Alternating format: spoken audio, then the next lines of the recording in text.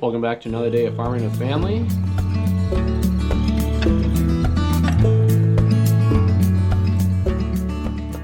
We got a little inside project going on. Today we're working on getting the trim pieces for our windows on the inside. We're working on getting them stained. Doing them downstairs in our basement because it's way too cold outside to do it. So we're working on that, and it's snowing out a little bit more today. So we're just going to be working on that, getting these stained, letting them dry, and then we'll be putting on the varnish to really make them pop really nice. So we'll get some video of doing that today.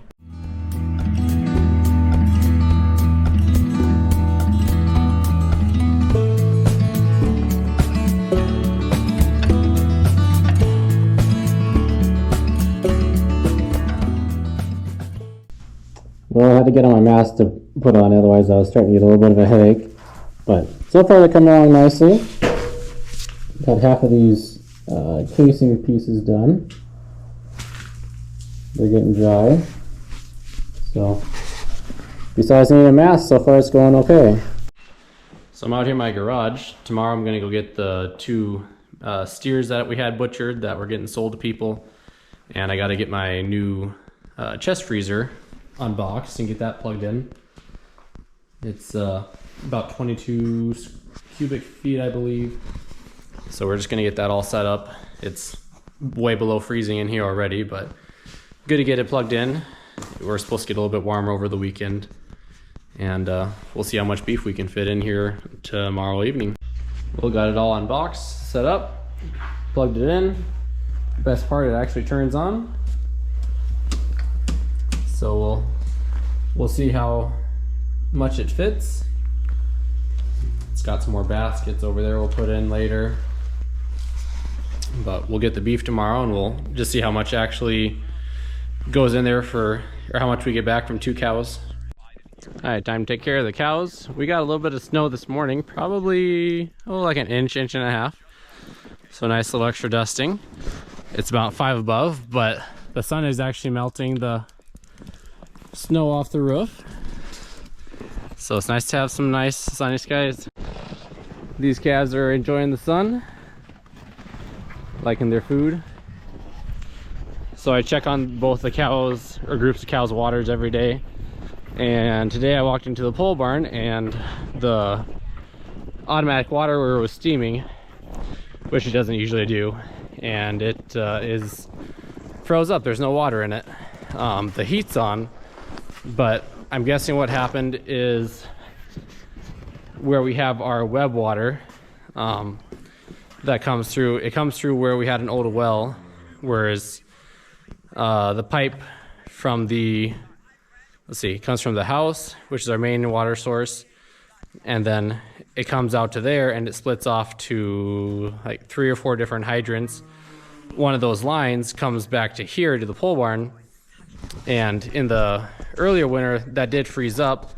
Well, the top to the well, it had collapsed. It had some insulation on it, but that collapsed, so I put a new piece of plywood over that, put more insulation over it, and so far it's been good until it got really cold again and windy last night, and then it froze it. So what I'm going to do, or what I did at that time, was I wrapped some heat tape around all the different pipes down there, and I hadn't plugged that in because it had been working fine. So I plugged that in, and we'll check it in a few more hours, see if it gets thawed out. In the meantime, I'll just carry some water in buckets and just dump it in there. That'll be enough for them for probably the rest of the day. If they drink maybe not even 5 gallons, that's all they'll drink today. So that holds about 12 gallons. So I'll get that filled up. Then they'll have plenty of water for the rest of the day until it gets thawed out. Got the water filled up, so it's above the normal line where it usually is. So that'll last them for the rest of the day. We'll check on them later just to make sure that they still have enough, that they always have water, but they should be good enough for today. So this is where the well is that the water lines run into and split off of. I'm not sure why they put it here. I'll have to ask my uncles and just see why they did it. But they come over from the house, come over here, come into this well pit, Then one of them splits off to the barn and feeds another hydrant over there. The other ones run this way straight into the pole barn, feed the water. There's a hydrant in there, and then it splits off of that and goes back over there to where the cattle water is currently. So over there I have well and web. Web is our water that comes from the Missouri River. It goes through a processing plant and we get it that way on demand.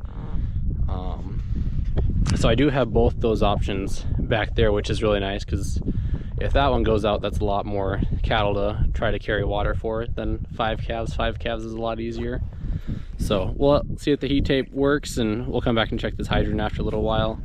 If this hydrant here, if it opens up, then the rest should be good as well. So we'll see what happens. Something that a lot of people don't realize is that you got to order parts and keep parts on hand for a project that you know you're gonna do. So I'm gonna, hey crazy. I'm gonna be doing a project on my sprayer, adding some stuff to it, and then one of my combine heads, and so going through the Shoop catalog and making an order, figuring out what you need in the future. They have their sale on right now, so it's like, well, you can get everything figured out, get 10% off, and then have the parts for when you're actually ready to do the project later in the summer. Alright, it's about 5:30 in the evening. We're gonna check on this water. We'll see if our heat tape did what it was supposed to. Let's see. Alright, we got water. That's good. I didn't think my little idea would work very well, but apparently it did, so that was nice. Now we'll go back and we'll check the calves tank back there to make sure the water to that one is good as well. They're always so greedy. They think they always need more.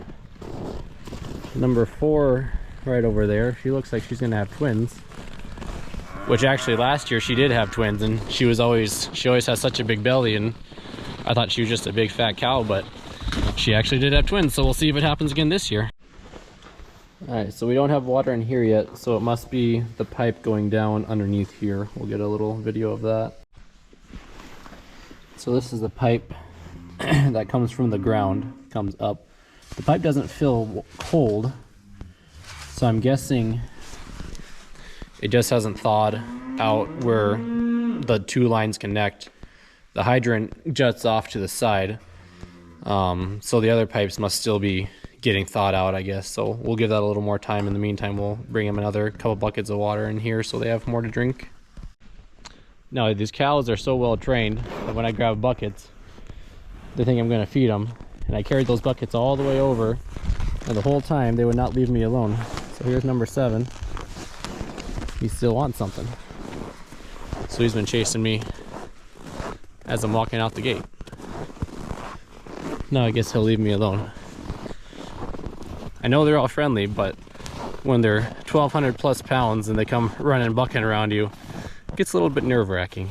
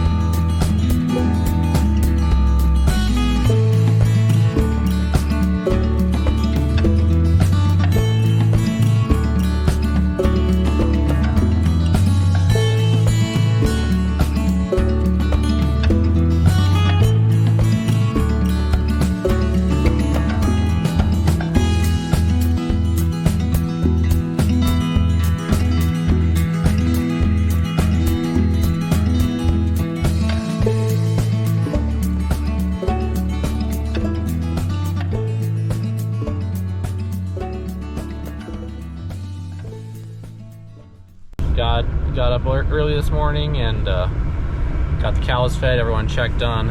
Got the cows some extra water since I haven't gotten their pipes unthawed yet. Got to run to Aberdeen down by Wabe. Gonna take some look at some bulls that a guy's selling private treaty. Gonna look at those, and we're gonna pick up the 2 beef steers that we had butchered in Aberdeen. So we'll get those picked up and bring them home and get everything put in the freezer. So we'll see what all we can get done today. Alright, we're just pulling up to go look at the bulls that the guy has for sale. So we'll see if we can get a little bit of footage of that and see what his operation is like. Alright, so we made it here. We're looking over at the bulls. They all look really nice. They're nice and bedded down. And so I'll introduce you to the guys. This is Glenn. Hi there. And this is Paul. Hello. Say your last name for me. Gaikowski. Gaikowski. Yep. And what's your ranch's name that you go by? That's timing. They're busy guys, apparently. Our place is Sandy Willow Red Angus. Okay. Here in Wabe, South Dakota. Okay. Family owned and run for, I think this is 25 years we've been selling bulls. Okay. Very good. About how many do you run? Or do you sell on a normal year? We'll sell right around 40 bulls this year. Okay. I think there's 50 in the pen, but we'll sell 40 of the best bulls. Okay. So now, Paul, you're telling me you kind of do the more everyday feeding. Yep. And Glenn, you do more of the marketing. Yep. I'm more the talker and he's the worker. Sometimes it's easier to work. Yeah, that's true. But we've just been going around. They've been pointing out different bulls that would fit my operation, and as you can see, they're all nice and tame. They've been sniffing us. Haven't found a wild one yet, and they said if there is any, they don't go through the sale. But they got them nice and bedded down. So we're just picking out ones that we like. I think the cat's running the show in this pen at least.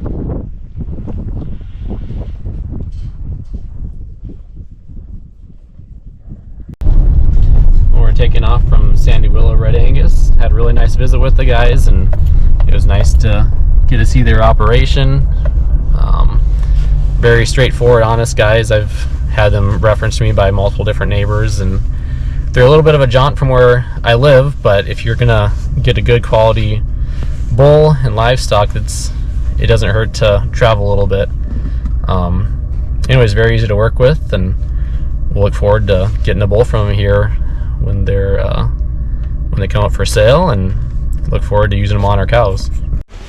Just got back to Aberdeen. I had a 4-wheeler seat that was, the upholstery had gotten poked and it was just all ripped up. The foam was missing. So I called my local Yamaha dealer, and they recommended Volk Upholstery in Aberdeen. He did an awesome job. He had it done within, I dropped it off. He had it done within a couple days, and he got it pretty smooth like it was since there was foam missing, but he did a really nice job, and it was very affordable.